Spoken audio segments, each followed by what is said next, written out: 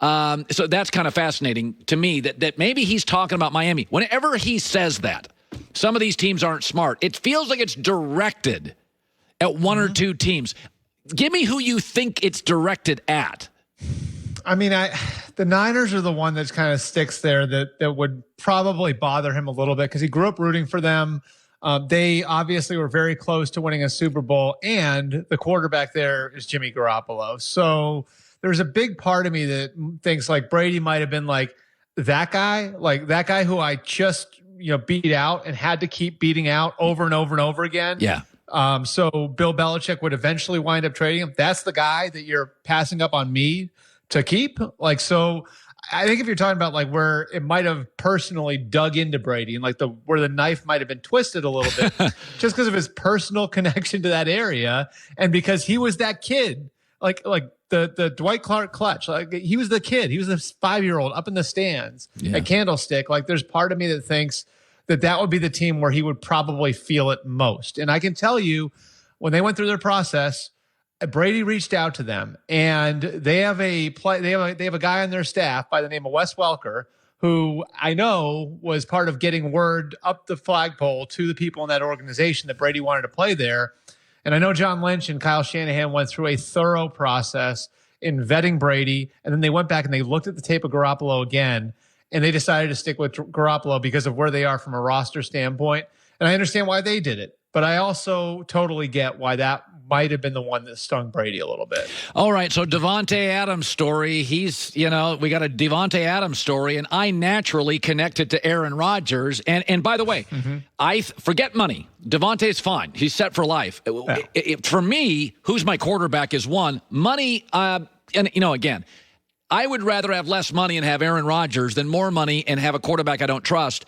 So when I hear that Davante Adams story, broken off talks, I connected to Aaron. Do you? Yeah, I think so. And I think part of the reason why is if you're Davante Adams, you're under contract for this year. And so even if the situation with Aaron Rodgers, they slap a Band-Aid on it and it's good for 2021, what does Davante Adams feel about Aaron Rodgers' long-term future there? Because that's really, if he does an extension, what he's signing up for.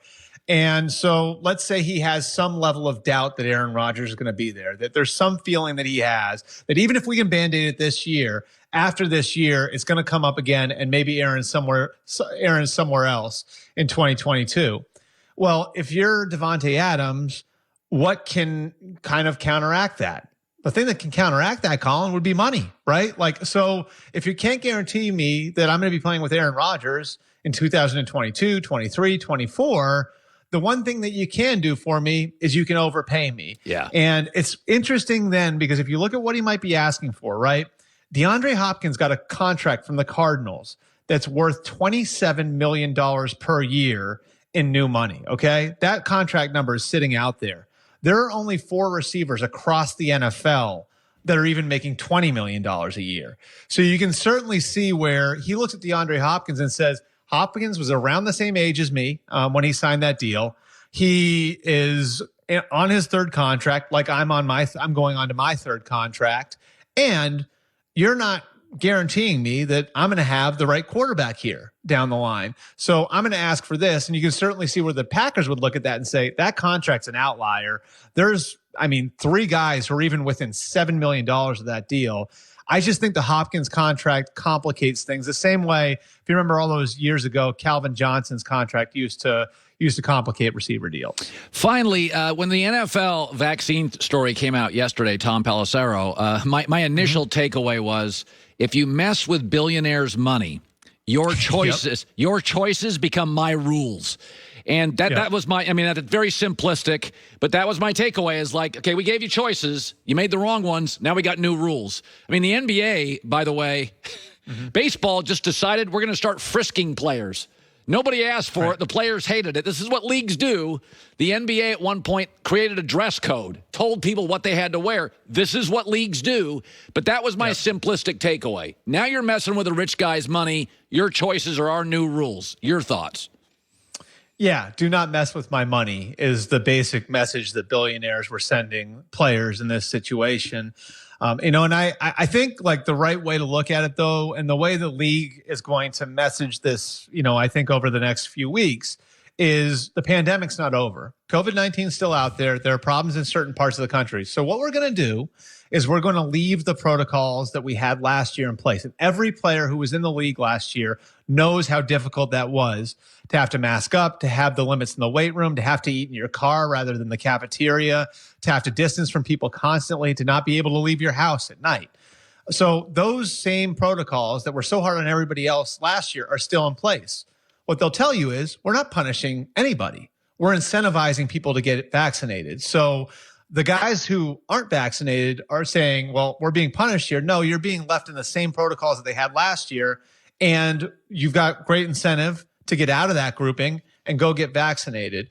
What's really going to be interesting here, Colin, is there is down the line going to be jobs on the line when it comes to this stuff. And if you're a coach and there are two players who are equal, and I'm not saying this is going to happen to a star player, but just say you're the 40th, 45th guy on the roster, and a coach is lining you up against somebody else, and one player, the other player, allows you to lift normally, allows you to eat normally, allows you to practice normally, allows you to meet normally, and the other guy doesn't, which guy are you going with? Yeah.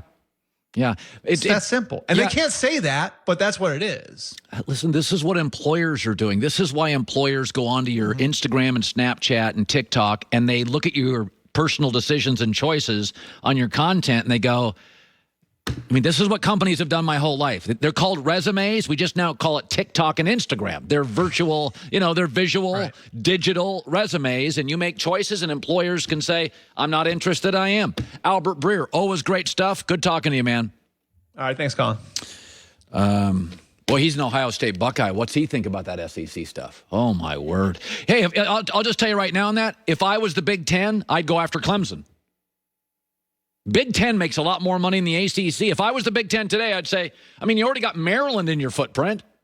Isn't Maryland and Rutgers in the Big Ten? Just move down the Carolina coast a little bit. I'd go get Clemson. I'd go get Notre Dame. I would pay whatever I had. If I was the Big Ten with all that money, I would